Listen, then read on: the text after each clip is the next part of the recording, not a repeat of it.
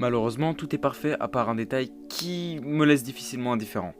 En effet, ce que je ne savais pas en commençant le VN, c'est qu'il avait connu deux adaptations en animé sorties respectivement en 2006 et en 2020. Là où le fait que je n'avais jamais entendu parler d'Higurashi avant est incroyable, c'est que l'animé de 2006 s'est forgé avec le temps la réputation de chef-d'œuvre des animés horrifiques, ce qui me permet de vous rediriger vers ma vidéo sur les animés slasher, et que je me suis rendu compte plus tard que je connaissais certaines scènes de l'animé sans avoir fait le rapprochement en lisant le VN. Et ce qui était assez bizarre, c'est que les personnes qui m'avaient passé le visual novel n'avaient jamais évoqué cette adaptation, que ce soit en bien ou en mal. Par curiosité, je lance le premier épisode. Bon, déjà un truc qui me chiffonne, c'est que les chara-design de l'anime ressemblent plus ou moins à la première version du jeu, mais en essayant de les transformer pour que ça puisse ressembler quand même à des chara-design basiques d'anime, et pour moi le mélange ne marchait pas du tout, mais bon, c'est pas grave, j'arriverai à passer au-dessus. Et à la fin, je ne disais plus rien. Je ne comprenais pas ce que je venais de me prendre en pleine face. J'étais à la fois dans l'incompréhension, à la fois en train de me marrer, mais aussi en train de pleurer. C'était nul. Puis après, j'ai enchaîné avec l'épisode d'après.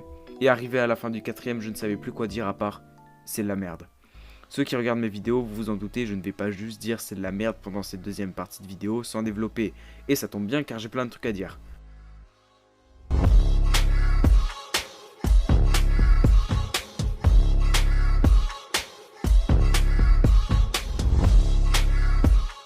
Premièrement, avant de dire à quel point c'est raté, je sens venir certains commentaires me dire qu'Higurashi est inadaptable, ce à quoi je suis à moitié d'accord.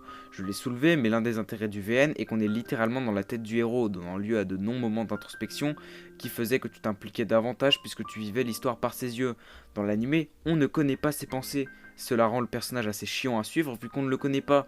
On ne sait pas vraiment ses réactions, ce qui le préoccupe, mais également on ne comprend pas certaines de ses décisions. Tout ce qui rend Keiichi si attachant dans le visual novel se perd dans l'animé. Il faut dire que c'est en partie à cause de ce qui est pour moi le principal problème de cette adaptation, qui est le rythme. Les tomes font à peu près 15 heures de lecture. Certains sont adaptés en 4 épisodes. 4 putains d'épisodes. Cela représente environ 1h20 si on arrondit la durée des épisodes à 20 minutes, sans compter les openings et les endings.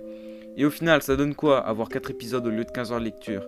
Et bah ça donne que toute la partie slice of life du début de chaque tome est totalement ignorée, alors que c'est elle qui met en place les éléments essentiels pour la suite. Ensuite, ça enlève tous les développements de personnages, les réduisant pour certains à des tarés complètement psychopathes qui sont aussi bien écrits que Yuno dans Mirai Nikki.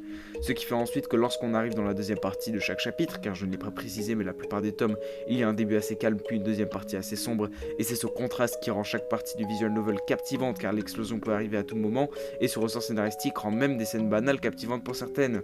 Mais dans l'animé, rien de tout ça, il se résume presque entièrement aux scènes de gore qui n'arrivent pas à la cheville de l'horreur que te transmet le VN dans ces mêmes moments.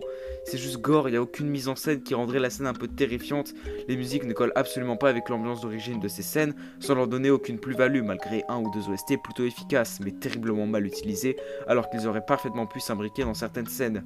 Le problème de rusher se ressent aussi dans les scènes de peur, certaines sont très longues, car avant l'explosion, il y a une vraie montée en tension qui est parfois bien plus terrifiante que cette fameuse explosion entre guillemets, qui est au contraire plutôt le moment où on relâche toute cette tension. Là, cet instant est inexistant, ou du moins il est extrêmement court, ce qui fait qu'on ne ressent pas du tout la tension, car elle est relâchée trop vite, rendant certaines scènes qui sont assez terrifiantes dans le VN assez osef pour certaines. En fait, on dirait qu'ils veulent juste montrer le sang, parce que mon dieu, c'est vrai qu'Higurashi, c'est une histoire de taré psycho mal écrite, qui tue avec une fausse folie absolument ridicule, et une animation tellement mauvaise que ça en devient drôle. En plus, lors de certaines scènes, l'anime te montre des choses que tu n'es même pas censé voir dans ces moments-là, dans le sens où ça te spoil des révélations capitales, enlevant une bonne partie du mystère qui a une place capitale dans l'histoire d'Higurashi, et ce, même dans des scènes qui n'étaient pas censées te spoiler. Là, je sens que j'en ai perdu, donc on va prendre un exemple. Imaginez une scène avec deux personnes au téléphone, l'une est en train de mourir, mais on ne sait pas ce qui lui arrive, on entend seulement ses gémissements de souffrance, le fait qu'il a peur, et c'est tout. Cela mêlé aux musiques rend la scène extrêmement stressante car on ne sait pas ce qui lui arrive, et qu'en même temps d'avoir peur pour lui, on a envie de savoir ce qui se passe avant tout. Dans l'anime, ils font quoi? Ils te montrent la personne au bout du fil, et franchement, c'est quasiment un free spoil de deux grosses révélations qui arrivent dans les chapitres 6 et 7, et ce, à l'épisode 4. Je sens bien venir certaines personnes me dire que c'est à cause du fait que je connaisse l'histoire que je remarque ces détails et que sinon je ne les aurais pas remarqués. Ce à quoi je vous répondrai que lorsque j'ai vu cette scène de l'anime, je n'étais pas encore à cette révélation et j'ai quand même deviné. Ce qui est assez frappant, c'est qu'au final, on ne sait pas quelles sont les intentions du staff, s'ils veulent se détacher du VN ou au contraire y coller le plus possible. Par exemple, le fait de reprendre certaines répliques cultes du visual novel, de coller à la manière dont on narrait certaines scènes et plein d'autres choses. Mais le problème, c'est que c'est gâché par tous les défauts de l'anime, que ce soit ceux que j'ai cités ou ceux que j'ai certainement oubliés, par exemple que le fait de rusher crée pas mal d'autres problèmes, tels que par exemple le fait que certaines scènes sont lourdes en symbolisme dans le VN, car ça reprend des thématiques qui ont été abordées en première partie de tome, et que donc pour certaines c'est la concrétisation d'une des principales intrigues, alors que dans l'anime, vu que les scènes abordant ces thèmes ont été skip, on ne peut pas ressentir le poids de ces scènes. Également, je trouve que les chara-design ne sont pas très bons pour te faire ressentir cette horreur. Pour que l'on sente la folie de certains personnages, l'anime est obligé de faire des expressions faciales exagérées qui sont pour moi complètement ridicules. Dans la première version du jeu, même si j'aime pas les chara-design, il y avait quand même un certain décalage qui fonctionne bien et les chara-design de la version PS2, PS3 permettent de te faire que de très légères modifications pour te faire peur, mais où cela sonne vrai à 2000%. Je trouve sympa la démarche d'essayer de coller à la première version du jeu, mais pour moi il fallait choisir entre soit décider de reprendre directement les chara-design d'origine, ou soit en créer de nouveaux qui s'en détachent, mais pas essayer de faire les deux en même temps, car pour moi le mélange ne marche pas du tout. Également, je trouve que l'opening est assez bof sur ce qu'il te montre, mais on est dans une vidéo sans spoiler, donc on en reparlera dans la partie 3 de cette chronique, mais si je dois expliquer rapidement pourquoi je le trouve bof, je dirais qu'il gâche une bonne partie de l'effet de surprise que tu es censé avoir, notamment dans les tomes 1 et 2.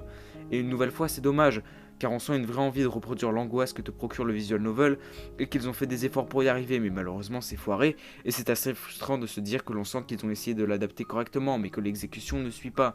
Par exemple, essayer de coller au chara-design d'origine pour plaire aux fans du VN, comme dit précédemment, reprendre aussi certaines répliques cultes, et si vous ne voyez pas de quoi je parle pour éviter de spoiler, je laisse Nekfeu vous dire un indice. Menteur, menteur. Malheureusement, cette volonté et ces efforts sont plombés par des choix plus que douteux qui rendent selon moi l'anime mauvais, en plus d'être une très médiocre adaptation. Je vous jure que je n'arrive pas à trouver de réels points positifs à l'anime ou une quelconque plus-value par rapport au VN. Car au final, même certaines choses sont réussies dans l'anime, qui certes sont rares mais qui existent bel et bien, mais celles-ci restent loin d'égaler le matériau d'origine. Si je n'avais pas fait le visual novel, j'aurais certainement trouvé l'anime plutôt sympathique, même avec tous ses défauts, et le fait de connaître l'œuvre de base a rendu mon visionnage extrêmement éprouvant sur tous les aspects.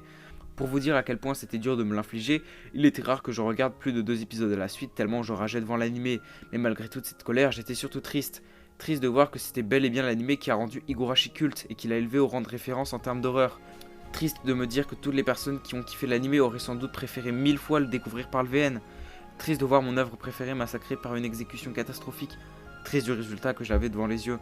Et c'est pour ça que je veux adresser un message de tous les fans de l'anime. Si vous avez kiffé l'anime, allez faire le visual novel. Vous n'aurez peut-être pas autant d'émerveillement que moi, mais je vous assure que votre expérience sera très différente. Vous aurez plus de profondeur sur l'univers et à mon avis vous y trouverez largement votre bonheur.